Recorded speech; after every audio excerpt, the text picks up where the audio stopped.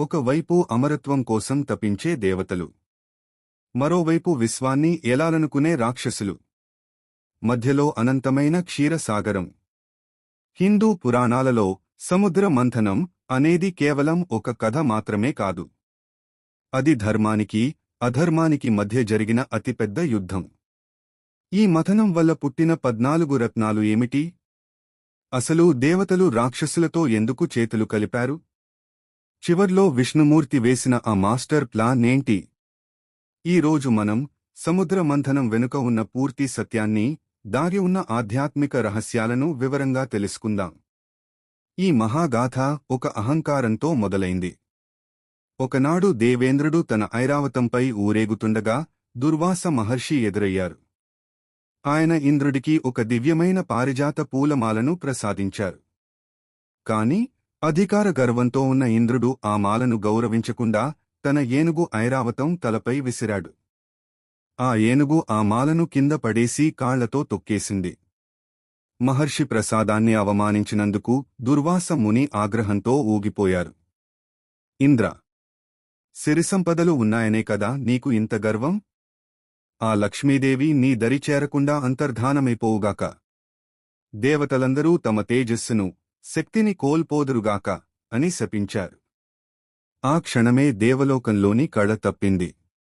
దేవతలు బలహీనులయ్యారు. ఇదే అదనుగా రాక్షసులు స్వర్గంపై దండెత్తి దేవతలను తరిమికొట్టారు.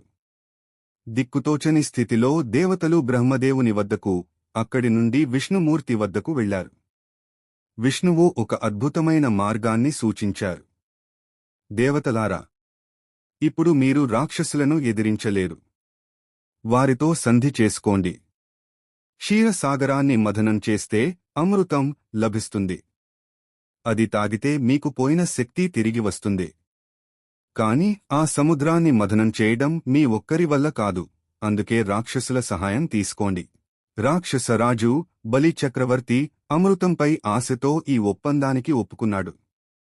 అలా చరిత్రలో మొదటిసారి శత్రువులిద్దరూ ఒకే లక్ష్యం కోసం కలిశారు. మథనం కోసం మందర పర్వతాన్ని కవ్వంగా, సర్పరాజైన వాసుకిని తాడుగా సిద్ధం చేశారు. ఇక్కడే విష్ణుమూర్తి ఒక మానసిక యుద్ధం చేశారు. దేవతలు ముందుగా వెళ్లి వాసుకి తలవైపు పట్టుకోవడానికి ప్రయత్నించారు.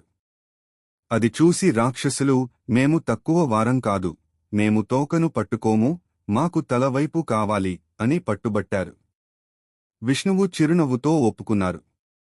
ఎందుకంటే వాసుకి నోటి నుండి వచ్చే భయంకరమైన విషపు సెగలు రాక్షసులను బలహీనపరుస్తాయని ఆయనకు తెలుసు. మథనం మొదలైంది. కాని పర్వతం బరువుకు అది సముద్రంలో మునిగిపోతుంటే విష్ణుమూర్తి కూర్మావతారం ఎత్తి ఆ పర్వతాన్ని తన వెన్నుపై మోశారు. సముద్రాన్ని మథనం చేస్తున్నప్పుడు ఒక్కొక్కటిగా అద్భుతాలు బయటకు వచ్చాయి. హాలాహలం మొదటగా సర్వనాశనం చేసే విషం పుట్టింది.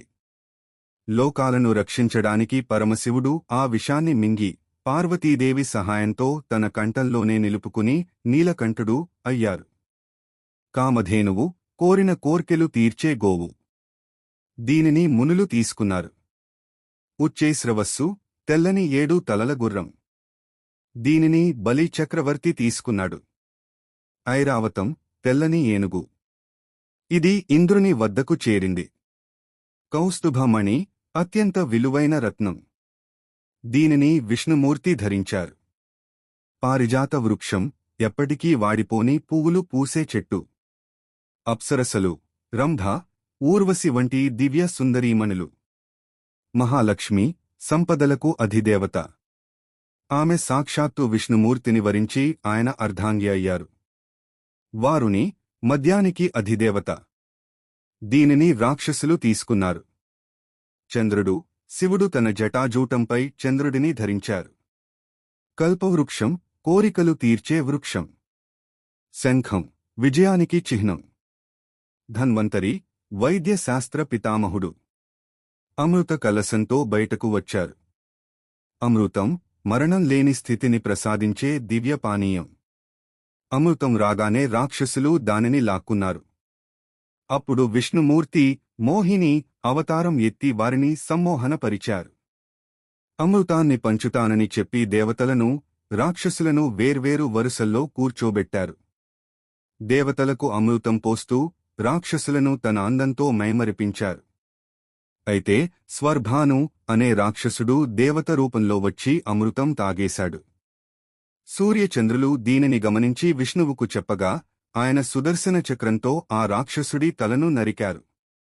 అమృతం తాగడం వల్ల ఆ తల రాహువుగా, మొండెం కేతువుగా మారి అమరత్వం పొందారు.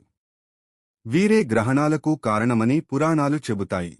సముద్ర మంథనం మనకు ఇచ్చే గొప్ప సందేశం ఏంటంటే, మన మనస్సు అనే సముద్రాన్ని ధ్యానంతో మథనం చేస్తే మొదట కోపం, ద్వేషం అనే విషం బయటకు వస్తుంది. దానిని భరించి ముందుకు